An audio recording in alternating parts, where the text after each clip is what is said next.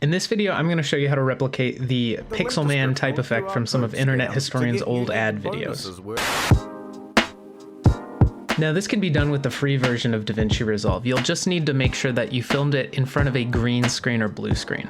So the easiest way to do this is to go to the color tab down here at the bottom. Now from the color tab, we're gonna find this qualifier tool, and from here, you'll see these options up in the top right. We're gonna go for the 3D one. Then you'll also want to select this plus dropper here so we can put in more than one.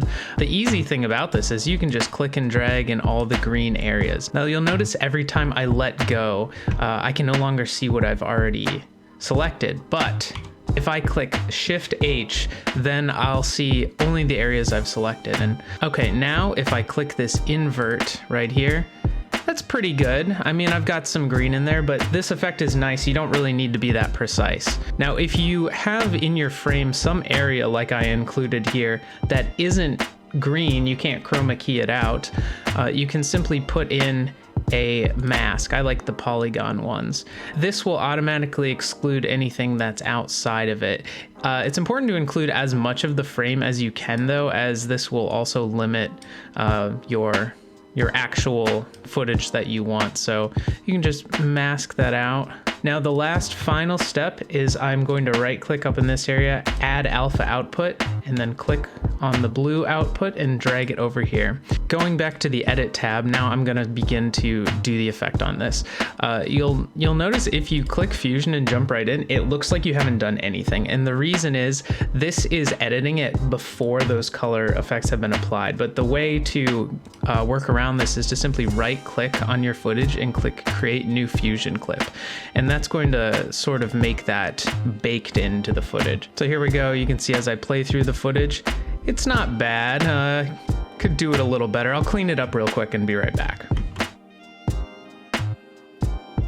Back in the color tab, I'll just scrub through, find some of the areas that I can see some of this pixely green that I don't like, and I'll just add that back in. Just recreate that into a fusion clip and jump back in. Now this effect is actually pretty simple to create. The first thing we're gonna do is we're actually just gonna get a background node. You can either control spacebar, type it in, or shift spacebar if you're on a Mac.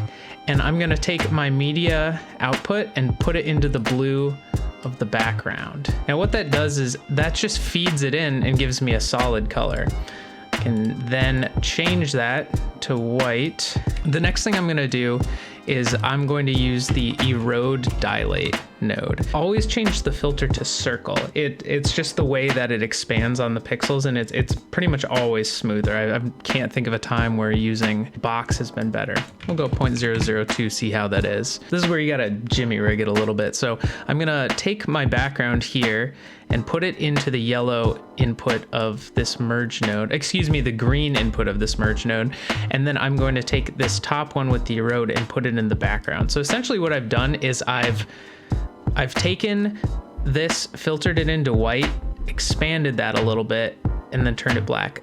I suppose you could just do it like this, where you bypass that original node. It really doesn't matter. You're gonna have the same exact output. And now looking at this, I can up it and see how much I want. I think I'll go about there. Last tool we're gonna use is a mosaic blur. Now you'll have to type that one in. I'll put that into the yellow input, and that's going to, once it crunches out, give me this nice pixely effect. You can change how many pixels appear in the image. That's what the pixel frequency is. So less means the pixels are gonna be bigger.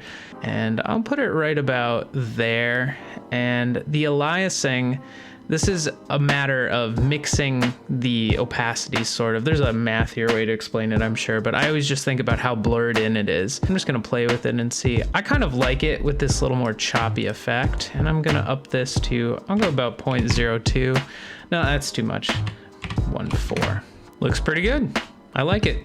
Oh, here goes the cat. Now, if I wanted to be perfectionistic, I could go back in and rekey those a little bit, but this is the main footage. I'd say it looks pretty okay in the main point of interest, so we'll call it what it is. Now, there's just a little bit more we have to do to make it more like the Internet Historian effect. Go to VPN. Sign up at the link below for 3 free minutes on your first And there you go. That's a way to recreate the Pixel Man effect from some of Internet Historian's old videos. If you have any suggestions for tutorials you'd like to see in Davinci Resolve, let me know in the comments below. But other than that, I plan to have some come out in the future. And if you want to see some of my effects, you can follow me at my TikTok here. Thanks for watching.